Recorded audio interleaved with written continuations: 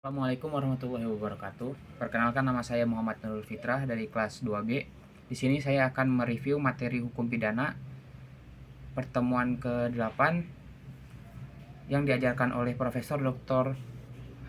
Hajah Heni Nuraini SHMH dan asisten dosen Dr. Muhammad Rendi Aridayandi SHMH.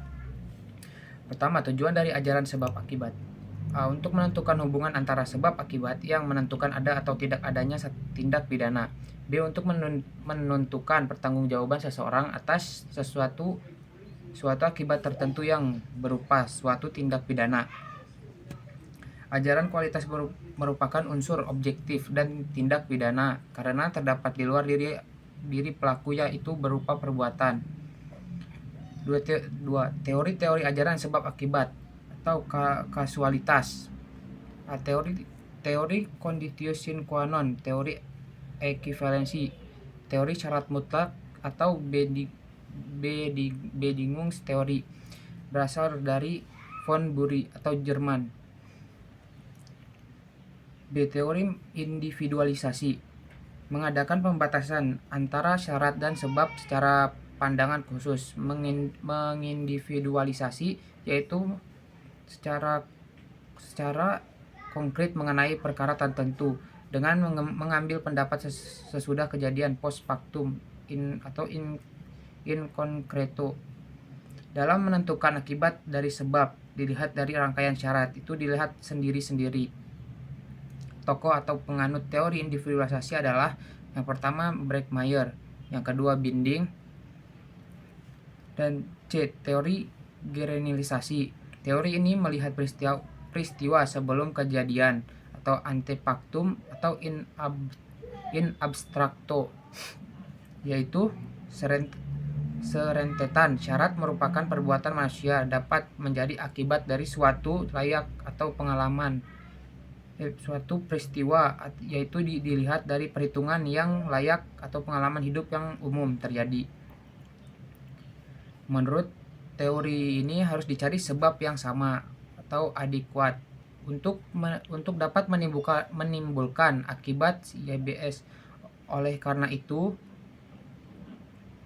teori ini disebut teori adekuat.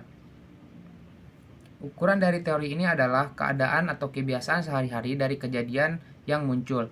Persoalannya adalah yang menentukan bahwa suatu sebab itu layak atau cocok untuk menimbulkan akibat.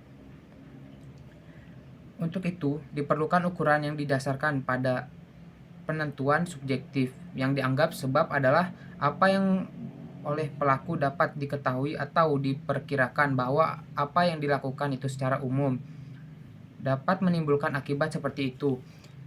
Jadi, pandangan atau pengetahuan pelakulah yang menentukan akibat dari suatu sebab. Tokoh pandangan ini adalah von Kris. Penentuan objektif. Yang dianggap penentu atau sebab adalah keadaan atau kejadian adalah pengetahuan yang didasarkan pada suatu keadaan yang secara umum dapat diketahui.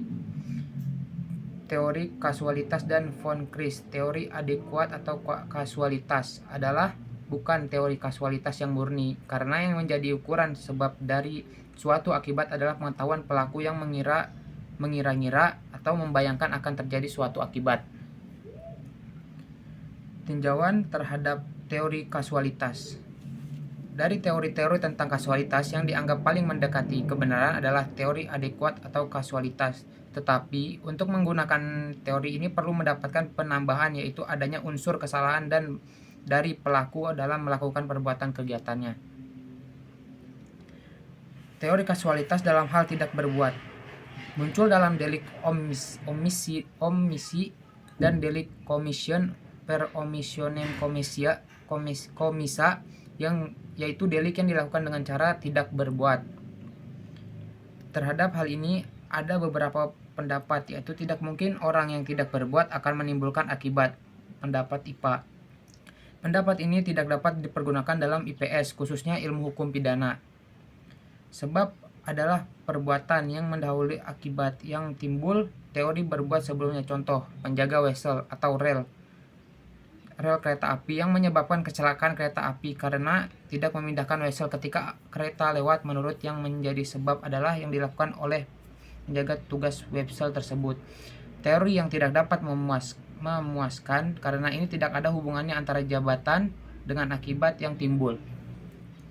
Seseorang yang tidak terbuat dapat disebut sebab dari suatu akibat apabila pelakunya mempunyai kewajiban hukum untuk melupakan suatu norma yang hidup dalam masyarakat tertulis atau tidak tertulis.